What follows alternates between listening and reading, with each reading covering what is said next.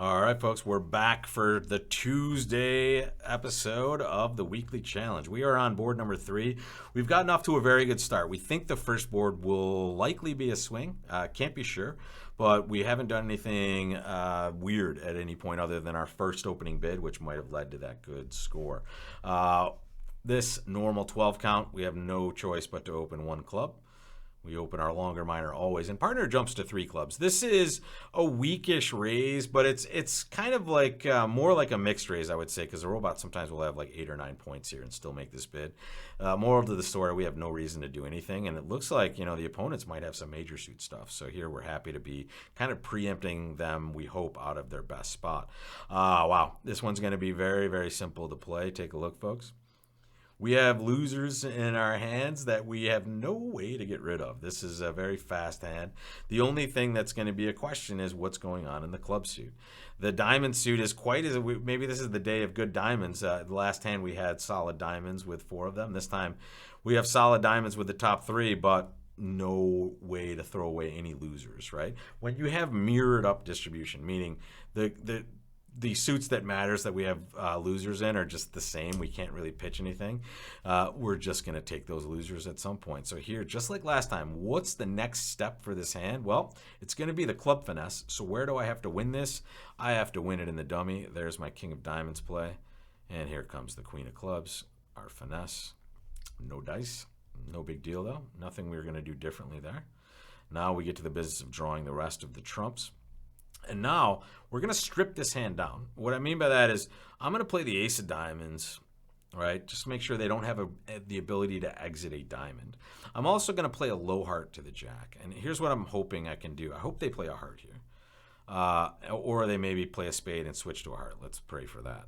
But what I want them to have is at the end, if possible, what I'm going for here, I would love for them to be able to give me a slough and a ruff. But at this point, they have enough spades in each of the hands to handle this. And now we just take the ace of hearts, and we will be down 1. All right, but guess what, guys? Down 1 is not bad bridge. In fact, down 1 here is probably pretty darn good bridge, because take a look at the opponent's hands on this one. They had a whole bunch of hearts. They have some issues as well, but they might do much better by just playing this hand themselves. In fact, the heart suit breaks quite nicely for them if they play a low heart to that queen. They'll lose 2 diamonds, 1 club, and only 1 heart. So our minus 50 is not terrible. In fact, take a look. If it goes a club and if North decides to do something different, let's say North bids a no trump, all right? Would East bid 2 hearts? I don't know. It's weird. They are vulnerable, so they might just be parked out of this auction to begin with on this hand, but at least our partner did a very good job of putting maximum pressure on them and getting to a spot where they are just not ready to get in there with 3 hearts. And minus 50, some people think when they go down it's a disaster.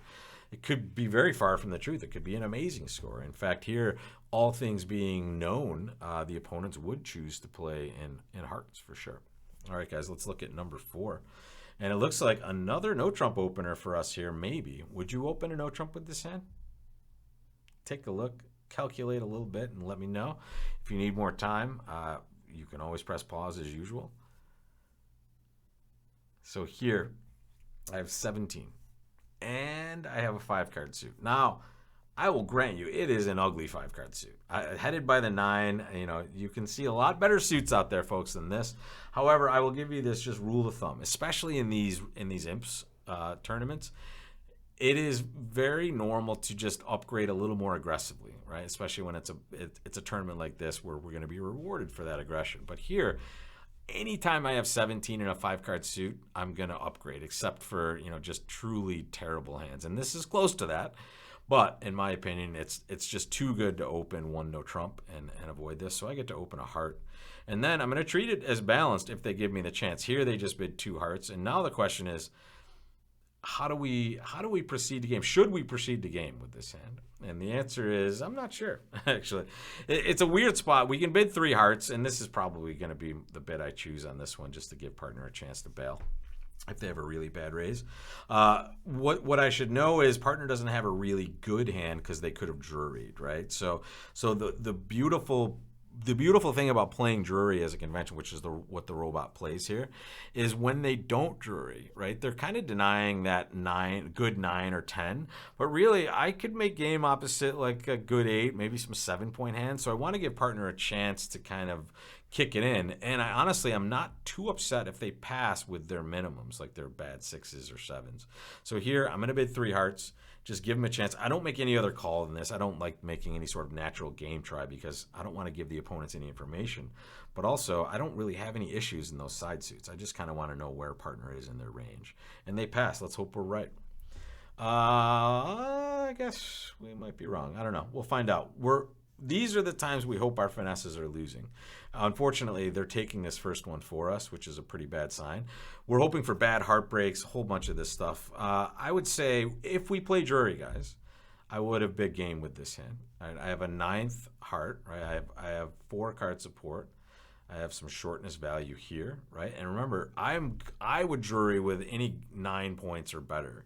So here, it's kind of our range is like 6 to 8ish. Where are you in that range? I think partner's there, which is why the robot is it's tough to play with the robot because they won't be as aggressive. The interesting thing is I think the robot will open this a no trump at the other table. So it's unlikely they're going to get to game in that spot. In fact, they might have to play one no trump, and that might just be better for us. I'm not sure. But here, the club lead, we have easy plays here. Ooh, wow. Amazing. Take a look at what just happened. Actually, the pitch isn't going to do us any good. They set up that 10 of clubs, but we can't really pitch anything from dummy that's going to be helpful, so maybe I'm a little too excited for nothing. But here, let's play some hearts. There's a heart to the ace. And king, don't break. Yeah, we don't want it to break, right? We don't want to miss a game here, so we don't want that to break. Very nice. Now the question is, what do we do? Do we play diamonds now and take our diamond finesse? Do we play clubs? What are we going to do on this hand? Make your choice before I make mine. Do we draw trump? Is that a spot? I hope not. You recognize the same situation as apparent here. They have a trump left, only one. And who is it a winner for? For them, right? So guess what? We don't draw trump. They might draw trump for us at some point, but we will let them do that for us, right? We're just going to play a spade now. The diamond finesse, we will take if we need to, right? But we're going to save that till the very end if possible, guys. Right? So here, we might take a diamond finesse at some point, but we want to see if we can pitch that queen of diamonds on a long spade instead first. So we play spades first. Spade to the king and ace. Okay, here comes a heart. Not unpredictable there. And now let's see what we got here. Okay, club. Now this is brutal. They're burning an entry for us, but we have another one on tap here. So here we're going to win the 10 of clubs. We're not going to overtake it in our hand because we still want to try to set up spades so we can pitch our diamond away. Okay, so here we're going to play a spade to the queen. Maybe the jack falls. No, okay, but guess what? We have a loser now. But we're going to set up a pitch with this. There's a spade to the 8 and jack. And now they're going to play a diamond. Recognize this, guys. You have an entry to dummy, as long as you're not greedy about where you take your club trick, right? The beauty of this play is the club pitch won't give us anything extra, right? We can pitch a diamond from dummy, and we still have to take a diamond finesse. Here, we've set up that 10 of spades first, which means now, let's hop up with that ace of diamonds. Let's rough our winner. Partner's going to look at you, by the way. You're going to play queen of clubs, and you're going to say, partner, play the 3 of hearts. And they're going to be like, are you sure, partner? And then you confidently say, do what I say, partner. I know what's going on because I need to get over here to make the pitch I can make. That's going to be helpful. There goes that queen of diamonds. And now, yeah, we love that the king of diamonds is to our left, but we kind of hate it too because that means we did make 4. But remember, this is an order of operations thing usually. Like the refrain you're going to hear from me is take finesses when you have to, but try never to take them when you don't. And this is a hand where when we play spades first and the cards are the way they are in this hand, we will now be able to get rid of our diamond loser before we ever take that finesse. A lesser player will take that diamond finesse and only make 3, right? Try not to. Try to get rid of all of those finesses from your possibilities, and then you will take that one extra trick sometimes where in a match point situation it would be amazing. Here I can't expect it's going to make a huge difference, maybe 1 or 2 imps. And again, I would guess I would guess the robot would open a no trump there, but I will find out on Friday when we see the results. Thanks a lot for watching, guys, and don't forget, lots of stuff going on at bridgelesson.com. Check that out there, and don't forget the weekend game as well. Sign up by Thursday and get in and play against the pros every week and see that results video right here on YouTube as well, folks. Thanks for joining, and I'll see you tomorrow for the weekly challenge.